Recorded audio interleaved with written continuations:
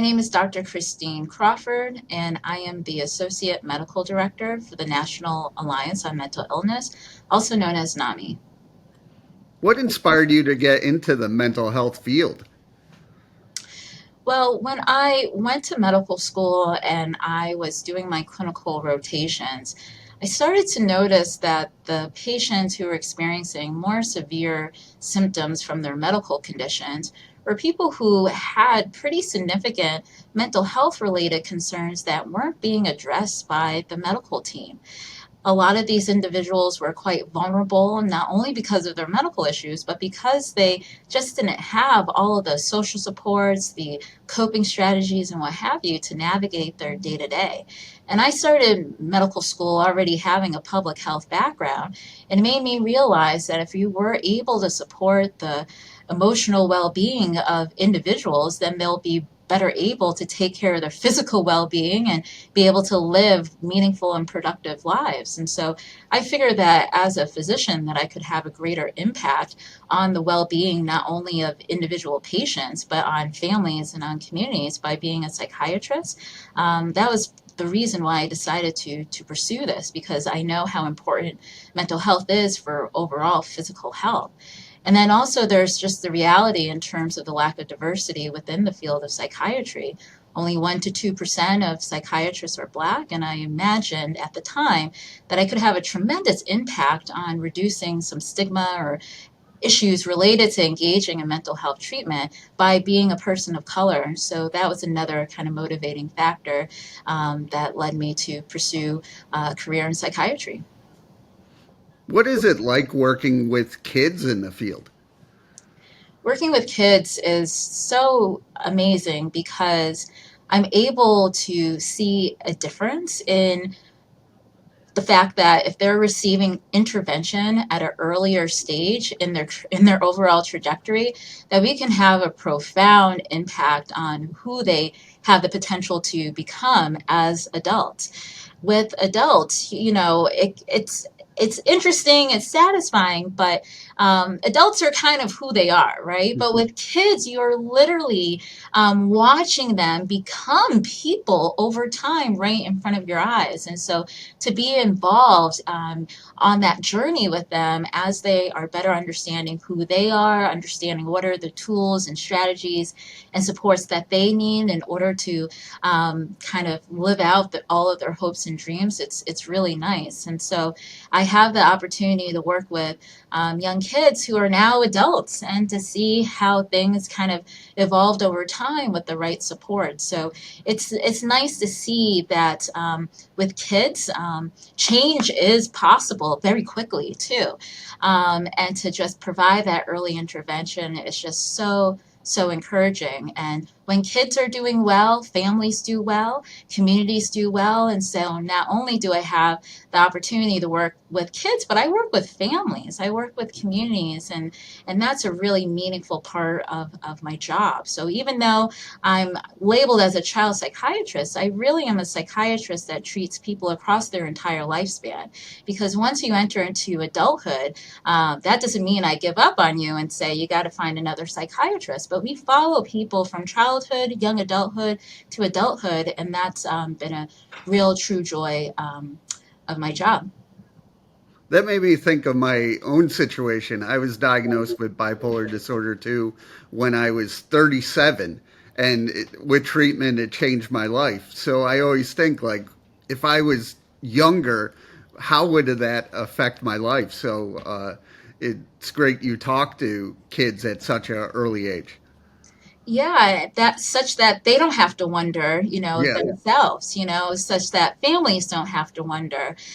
Because I feel like your story is just so commonplace, and we Yeah. really do need to figure out how we can change the system such that it doesn't take someone to be in their 30s before they have a better understanding and appreciation of who they are and what supports they need in order to thrive. So that's what I love about working with kids. What is it like helping others? Oh, I love that question. What is it like helping others? It's it's what it's like is you feel very human because you are connecting to another human in a deep and meaningful way.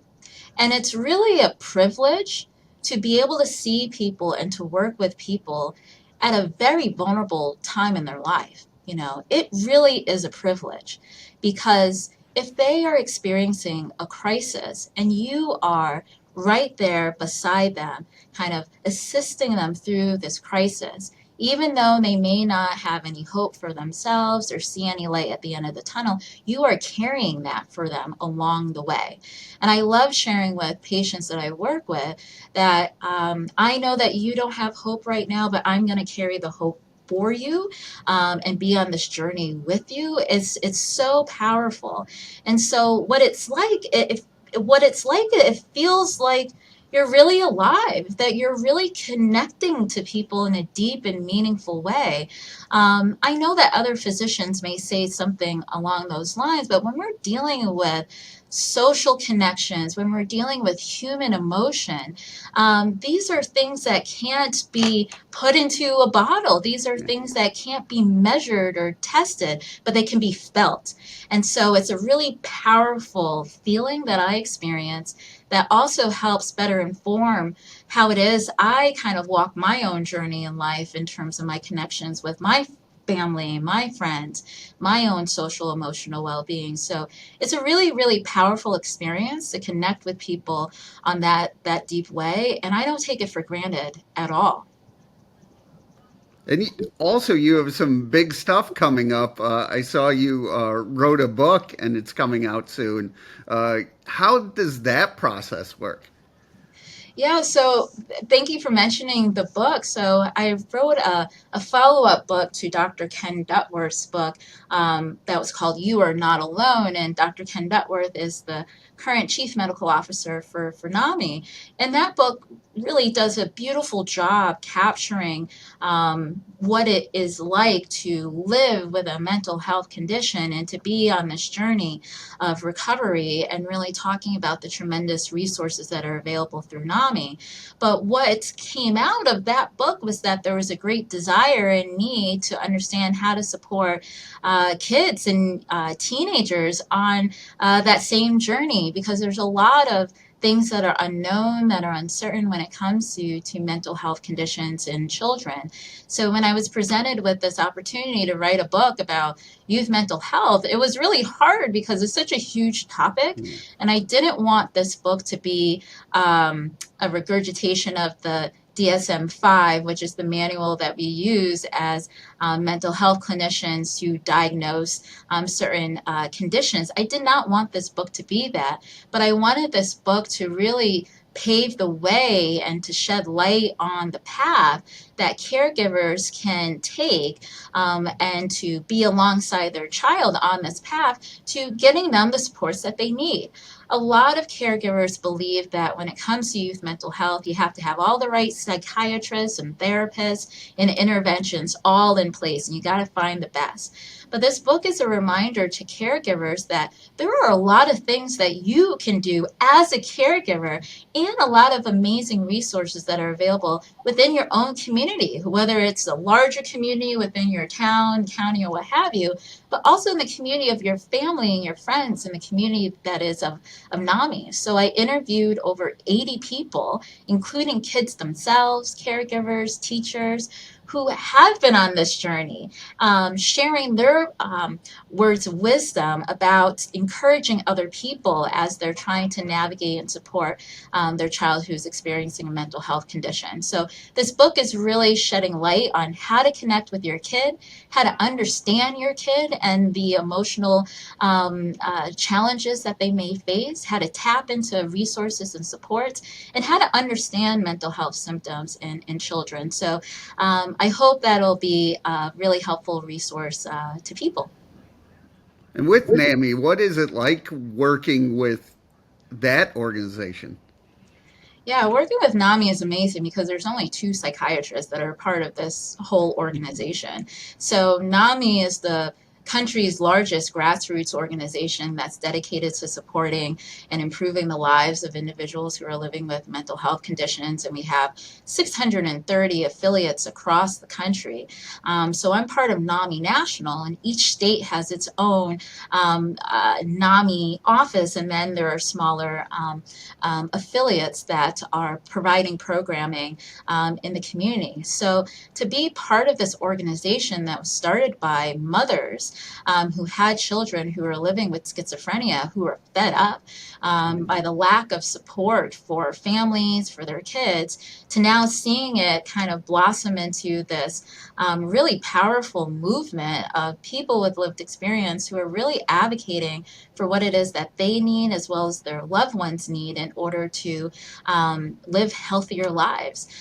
So it's really nice having an opportunity to step away from my clinical role in seeing patients and treating symptoms and prescribing medications to thinking about how can we think big picture and think about policy and advocacy work and thinking about educational offerings that we could provide people so that they have the tools that are necessary to make them feel empowered, that they can take care of and support their own mental health. So I love this organization. I think it's phenomenal. And I really want to make it such that if someone has a mental health related concern or a loved one does, that NAMI automatically pops into their mind. And it should be the first thing that they think of reaching out to if there are any mental health concerns. So that's what I love about NAMI, and I just really love the fact that we're having this conversation today so that more people are aware of this amazing organization. And you do so much to help people's mental health, but what do you do to help your own mental health? Fantastic question, right? And it's really hard because taking care of your mental health is an investment. It's a time investment, right? And you have to be really intentional about it too. And so, what I've been challenged with is figuring out how to slow down, how to take a step back, and how to go inward, and how to kind of reflect on how I'm feeling in the moment, where I'm going, where I want to be, because I'm so accustomed to being on this hamster wheel, right? Yeah.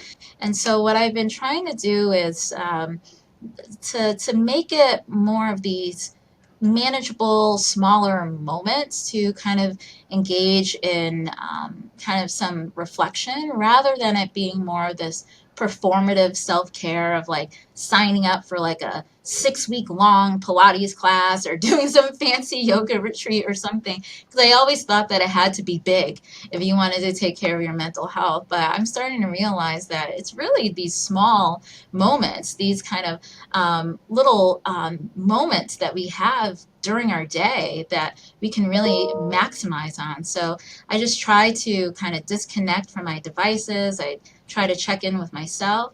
But then also, I love to binge watch various shows, reality TV shows. So that's the other way that I like to disconnect and take care of myself. So I have no shame in binge watching some reality TV show on the weekends. What are some of the things that motivate you? Mm. So I'm really motivated by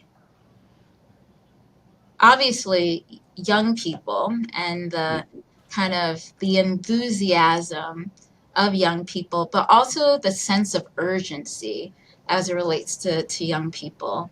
Um, I say all of this because we know that the average delay between onset of mental health symptoms and when people finally enter into treatment, it's on average 11 years. And kids don't have that sort of time. They do not have 11 years. Even when we're talking about months, if someone were to experience symptoms of depression or anxiety and they're waiting a couple of weeks here and there, a couple of months, that's an academic quarter or a semester for a young person. They really don't have time. And so that's what really motivates me to figure out how we can get young people into care sooner rather than later so that they're not missing out not only on these opportunities to learn and to grow, but opportunities to connect with other people because that's what it's really all about for children and teenagers as well as adults. But it's really about connection. And if you are experiencing mental health symptoms that makes it difficult for you to connect with your peers, you're not going to be able to develop the set of skills and tools that are really needed to create a community around you, to have these social supports that are so necessary for navigating a variety of different stressors. So the sense of urgency that we see in kids and youth and just knowing that they don't have time to waste is something that really motivates me in the work that I do. I've noticed when I've talked to high school students and college students, they are way more open to talk about their mental health with each other. Have you seen that to be the case as opposed to, adults? Well, I think that there is a generational difference as it relates to talking about mental health. I'm seeing that a lot of young people tend to be quite equipped with some psychologically minded language that they've been able to acquire on social media and other platforms. And a lot of high profile celebrities and what have you have been talking openly about their mental health conditions, their mental health journey on social media, on TV. And so, this experience of disclosing your experience, talking about your lived experience, has been normalized among young people. And so, it's easier for them to talk about what it is that they're going through amongst themselves. And then they go on social media and they see people who look like them, who are the same age, who are talking openly about some of their challenges and what they're doing to cope. Now, that's different for a lot of parents and caregivers and older generations who were not brought up that way. They were brought up to kind of pull yourself up by the bootstraps, keep it moving. You don't want to talk about your business to other people, you don't want to be judged negatively. And so it's really hard to kind of undo that socialization that was put in place since childhood for the older generation. And so oftentimes the younger generation bumps heads with the older ones just because of the way that they've been brought up to talk about mental health conditions. And so I've been really encouraging caregivers to initiate conversations with their kids about mental health by coming from a place of curiosity rather than asking a bunch of questions rather than kind of doing detective work. You really should be curious about how it is your child is learning about mental health, how they understand their own mental health, so that you can learn. About how they're thinking about these things, how they're coping with these very stressful situations that they're hearing about on the news, in the media, that may be contributing to their mental health. And then from your child, you can learn too about how you can support your own mental health. But as adults, we're really not in the habit of learning from young people, but we really should learn from our young people. They kind of got it right on this one. Where do you want to see your mission, say, in the next 3 to 5 years? Ooh. I want it such that every single school in America, starting from elementary school, has some sort of curriculum that focuses on developing effective coping strategies to deal with stress. I want it such that every elementary school has a curriculum that talks about emotions, social emotional development, because I do think it is critical for kids to learn at a very young age how they can support and take care of their mental health. Because we know that having those tools and skills is so fundamental to being a human being and navigating the world. But yet we just assume that people figure it out on their own, right? And I really hope that as we continue to move forward that we're really intentional about educating our kids about mental health, that we are creating environments that are supportive of being able to take care of your mental health.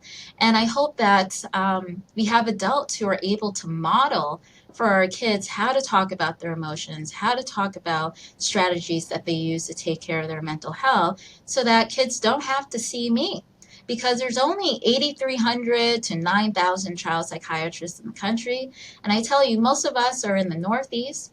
We're in Boston. We hang out in Boston a lot, New York, Chicago, the West Coast. But there are so many communities across the country that just have a lack of access to good child mental health providers, lack of access to any child mental health providers. And so I don't mind if my kind of wait list shrinks. I don't mind if I have an open schedule, because what that means is that kids are doing well, they're taking care of themselves, they have the tools to be able to do so. So that's where I hope this mission can go into the future. How can people reach out and learn more? Well, check us out at NAMI.org. So that's NAMI.org. You can learn about our helpline that's available not only for adults, but for young adults and teens.